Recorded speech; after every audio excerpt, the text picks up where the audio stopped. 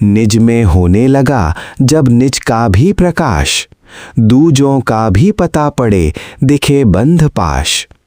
गुणों के विकास संग मन शक्ति जुटाए, जीवित मुक्ति पाए सकल दुख को मिटाए। पावन जीवन को साधने से मनुष्य को अपनी आत्मा में स्थायी ठिकाना प्राप्त होगा। पावन जीवन का अर्थ है कि जो सब हिंसा आदि पापों से रहित व काम, क्रोध, लोभ आदि विकारों के प्रभाव में न आने वाला तथा राग, द्वेष, मोह, मान, अविद्या आदि बंधनों को अतीत करने वाला जीवन, यही जीवन पावन है। इसी से आत्मा में वास मिलेगा और इस वास से जगत की भागदौड़ वाली थकावट शांत होगी। ऐसे पावन जीवन में उत्साह के बल की वृद्धि के हेतु आत्मा तथा परमात्मा के ज्ञान की आवश्यकता है। जब सत्य सम्मुख आ जाए तो वह स्वयं मनुष्य को सही मार्ग अपनाने के लिए प्रेरित कर देता है। निज या अपने आप में जब अपने आप का भी अर्थात निज का भी ज्ञान होने लग गया, अर्थात जैसे मन दूसरों को तो खूब समझता है परंतु अपने आप में अंधेरा ही रहता है, अपनी बुराइयां आदि देखने समझने में उसकी आंख जल्दी नहीं खुलती। जब ये अपने आप को ही समझने पहचानने की योग्यता हो गई, तब उसी आत्मा के ज्ञान से समष्टि अर्थात सर्वव्यापक जीवन या सब जीवों के समुदाय का भी ज्ञान या प्रकाश अपने अंदर ही होने लगेगा। और जब अपने सुख दुख के कारण राग, द्वेष आदि बंधन दृष्टि में अपने अंदर आने लगे तो दूसरों के भी ये दिखने लगेंगे। तब मन इनको टालने के लिए सब प्रकृति के विकार या बंधन रूप दोषों के स्थान पर वैराग्य, क्षमा, संतोष आदि गुण तथा मैत्री, करुणा, मुदिता आदि बलों को विकसित करेगा और अपने अंदर ऐसी शक्ति एकत्रित करेगा जिससे वह जीवन काल में सब प्रकृति के या जगत के बंधनों से छुटकारा पा जाए। इससे मुक्ति मिलते ही सकल दुख भी टल जाएंगे। जैसे कि प्रकृति अर्थात संसार की शक्ति सब पशु पक्षी आदि जीवों को अपने काम, क्रोध आदि विकारों द्वारा बहिर्मुख करके जगत में ही नाना प्रकार से जिवाती है, मनुष्य को भी प्रेरणाएं या उत्तेजनाएं तो उसकी वैसी ही है।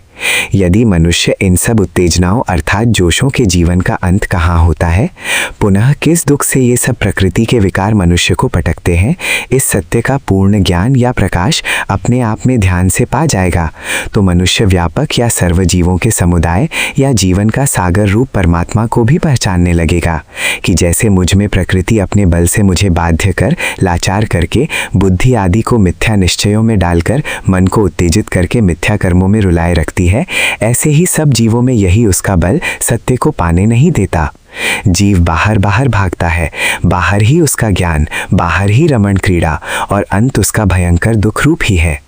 अपने आप में सही वस्तु का ज्ञान ढके रहना रूप अज्ञान और उसका फल विपरीत कर्मों से होने वाला दुख इत्यादि सब जीव अपनी दुर्बलता के कारण ही पाता है।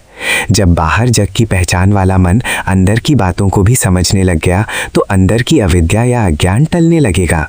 इससे सब जीवों की लाचारी की खबर भी पड़ने लगेगी और साधनारत यानी साधन में खिलने वाला मुमुक्षु या मोक्ष की इच्छा वाला पुरुष तब दूसरों के प्रति भी कर्तव्य वाला होकर सब गुण और बल जुटाने लगेगा।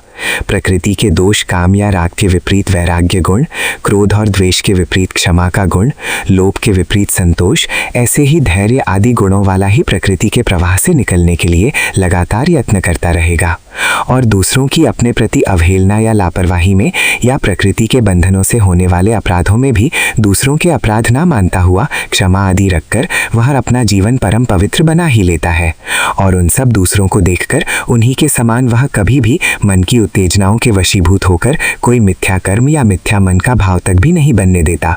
यही उस मुमुक्षु या साधना वाले मनुष्य का अपना मन सबल है, यही मुक्तिदाता है। इस प्रकार एक दिन प्रकृति और जगत के सब बंधनों से जीवन काल में ही मुक्त हो जाता है। फिर उसे कोई भी जगत का दुख नहीं व्यापता, सब दुख उसका मिट जाता है। दुख तो बाहर के सुख की तृष्णा बढ़ने का है। सुख के कारण बाहर फैलता हुआ या भटकता हुआ अपना ध्यान और कृति अर्थात करने की शक्ति अंत में अपने आप में ऐसी दुखी होती है कि उसे मृत्यु ही प्रिय जंचती है।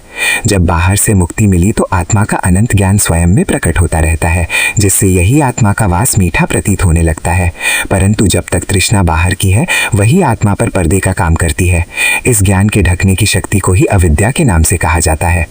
बाहर जगत में फैला भटका मनुष्य का ज्ञान और कृति अंत में इतना मनुष्य को थका डालती है कि उसे निद्रा या मौत ही प्रिय लगने लगती है। जागते रहने की इच्छा तक नहीं रहती, तभी वह सब कुछ पटक कर सो जाता है। यही सब संसार या जगत का दुख है। संसार के सुख कभी भी भारी मूल्य के बिना नहीं है। इस मूल्य का चुकाना किसी को भी रुचिकर नहीं लगेगा।